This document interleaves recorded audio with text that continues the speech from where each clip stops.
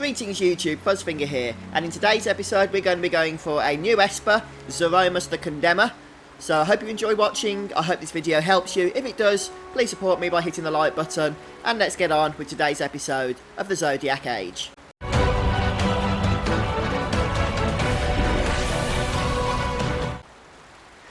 So the Esper himself is going to be found in the Stilshrine of Miriam, which we're going to be going to in a moment. Now if you're following my walkthrough, you've probably already done this step, which is when I told you when we finished Mt Bur-Omisace to speak to this Acolyte at the bottom of the stairs. But not everybody watching this is going to be following my walkthrough, so you might have missed this bit. So just to be on the safe side, speak to this guy. He's just at the bottom of the temple in Mt Bur-Omisace, and he'll tell us a bit of information about the Great Condemner, and that of course is the Esper. He tells us the location. So we're going to be heading over there. Next we can use the teleport stone, the orange teleport crystal from the Mt Bur-Omisace to get right there. One thing you're going to want to note before teleporting into the Stilshrine is that this particular battle we're about to be doing has magics locked out, which means you're going to be relying on items for healing. So make sure you're nicely stocked up on X potions, which you can buy from vendors, and remedies, phoenix downs, etc, etc, and bring the hardest hitting weapons that you can find, because physical attacks are basically going to be your friend. So I'm just going to prepare my team, and I'll be right back with you. And you'll want to be about level 40 minimum. Obviously the higher the better, but level 40 should see you through this encounter. Okay, so as long as you've spoken to the Acolyte at least once, you'll have this item in your inventory, the Stone of the Condemner. This is what you're going to need in order to fight this boss, Zeromus. And in terms of Gambit setups and what have you, and equipment, well, first of all, you're going to want to bring a melee-oriented team, because of course magics are out of the question. So I'm going to be using Varn, Balthier and Barsh. And Varn and Balthier will be using a one-hander and a shield for the extra defense that offers. Barsh doesn't have the ability to wear shield, so he's using a two-handed Dragon Whisper, which is very nice damage. But also I've given him the bubble belt, so that his health is basically doubled permanently, due to the fact that he doesn't have that shield option. And I've also given the Ring of Renewal. I've shown an episode recently on how to get the Ring of Renewal. You can find that in the playlist of this walkthrough. And that will keep Renew on Balthier at all times. And to be honest, Varn, I've just given him a Bangor look. But they both got shields, so should stay alive quite well. In terms of Gambits, obviously, any kind of magics are out of the question. So anything that's like a Suna, or black magic, or white magic, or green magic, or whatever the case may be, just get those disabled. You'll be relying on Phoenix Downs for resurrections, potions for healing.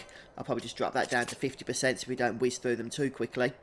And standard attacks will see you through, at least that's the plan. All these are the statuses, you can ignore those, I just haven't turned those off from previous fights. Same with Balthier, X Potion, Phoenix Down, and normal attack. You'll want to select foe lowest HP or lowest max HP, because there are adds on this encounter, and they will need to be prioritised before actually hitting the boss itself. And then same thing with Bash as well.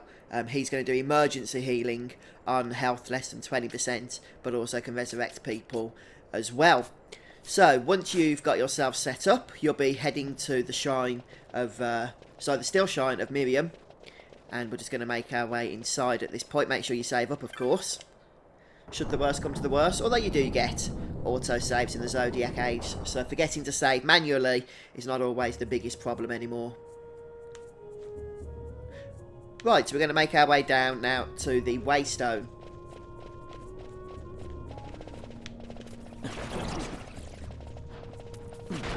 Whiz through the enemy encounters. They shouldn't be too challenging at this point. If they are, you're probably not going to have a fun time with the boss itself. Mind you, they actually hit quite hard, didn't they? So I'm just going to heal those up using one of our white mage. Okay, so nicely healed up now. We're going to head to this waypoint, or waystone rather, at the south end of the first room that we enter. And we're going to touch the device. And we get the option now to use the Stone of the Condemner, which is exactly what we're going to do. And this should thrust us into the correct area. And hopefully into battle. So as you can see, this area of the dungeon has not yet been explored. So make your way through the ancient door once ready.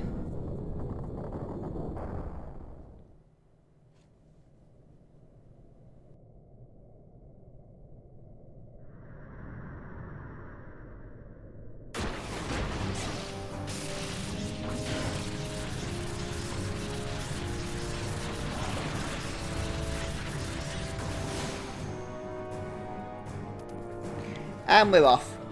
So, as we're told, as I already warned you, you can't use magics here. And the ads will spawn immediately. So just take those out as quickly as possible. Don't forget, although you can't use magics, mischarges are fine. Which means you can go straight on and summon a quickening spell if you wish to do so. In fact, I do wish to do so, I think. We'll get a nice early lead then in this particular battle. And you'll probably want to target Zeromus himself. And hopefully catch a bunch of the ads in the process. Bit of a poor quickening chain there, unfortunately for me. But we'll finish off with an Inferno, so hopefully we'll take out the ads at least.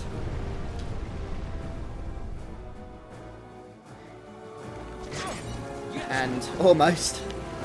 So as you can see, there's a nice amount of damage, including stuff on the floor that you probably want to move out of the way from. This boss, I can't remember if I actually mentioned this, is level 51. And he has 166,000 health. And annoyingly, the ads do keep respawning, but they keep respawning regardless of whether you kill them or not. The good news is that they respawn so quickly that eventually you can go ahead and... Ooh, try not to get absolutely obliterated here. You can eventually go ahead and start using their drops for healing and whatnot. Let's try and get another quickening chain going on, shall we? Wow, so much stuff here.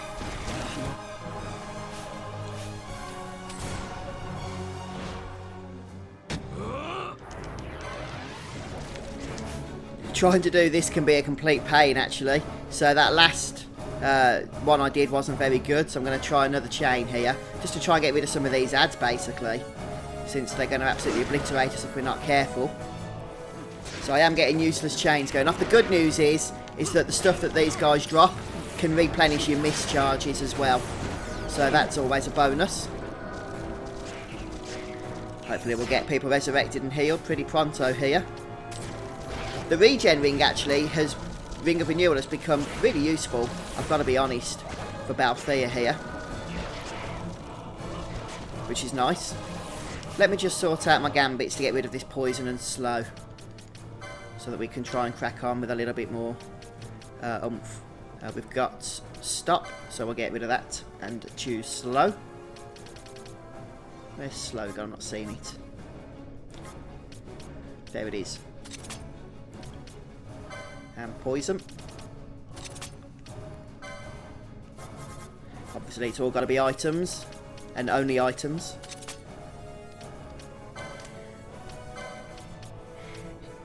I'm going to put his healing underneath that, so we can get these status ailments removed.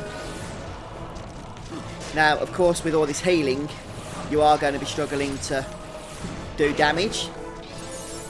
But just make sure you grab the silver and then gold coins when they drop once your chain's high enough. So we're doing okay. We'll just stay on top of this.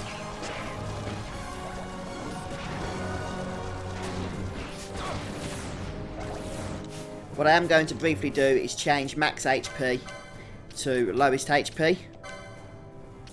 Just so we can clear off the little straddlers a bit quicker. I think that's going to work a little bit better.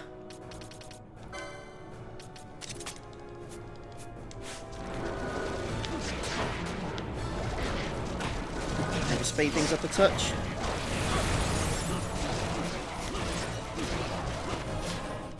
And while I've got the option, I'm going to go ahead for another mist quickening.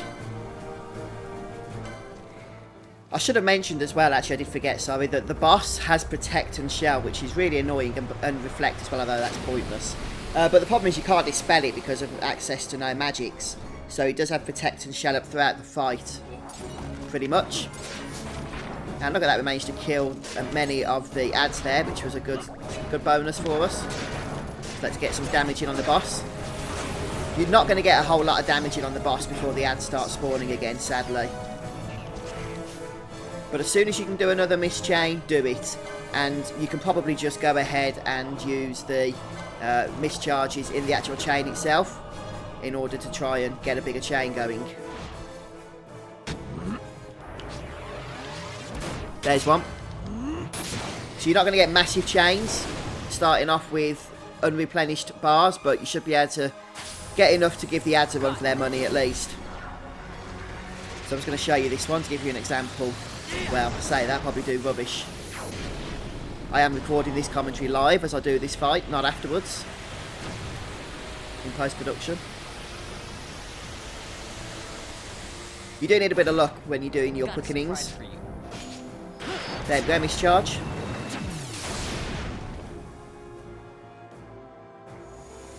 Please. So we're getting another couple off with Belth here.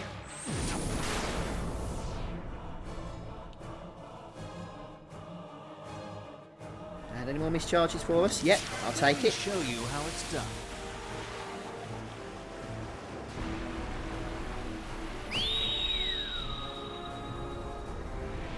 I have got a quickening chain over 10 before when going in with just one character with a single mischarge.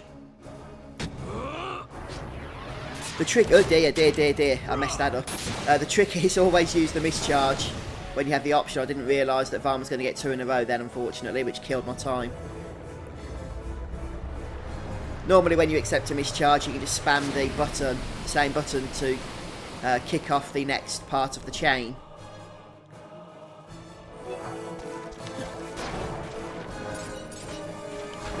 Grab all the good stuff here. And then just keep focusing on those ads. Stay on top of them. What's Varn got hit with now? Nothing. Oh, slow it was. So we've got a Gambit to get rid of slow. And now he's buffing up. And it looks like the ads have stopped spawning, which is a bonus. And we've done it. He's down. Right, so that's the end of the Zeromus, the Condemner battle.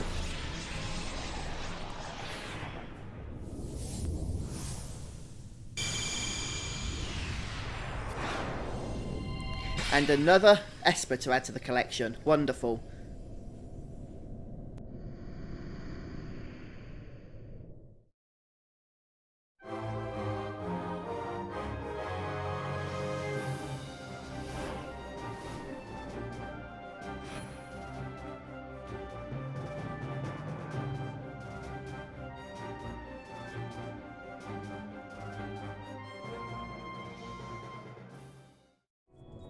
Don't forget, folks, after the victory screen, you'll probably want to go ahead immediately and switch out a lot of your X potion or potion healing and whatever the case may be for your white magics again, so that you don't burn through your supply by mistake after forgetting to change it back round.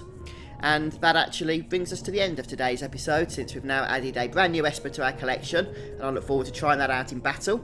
I hope this video has been enjoyable for you and that it's helped you out if you're playing along as well. Don't forget to post a comment in the comment section just to let us know if you too obtain the Esper. Good luck doing so. I've been your host Fuzzfinger once again, and I'll see you soon. I look forward to it when we get back to more Final Fantasy XII.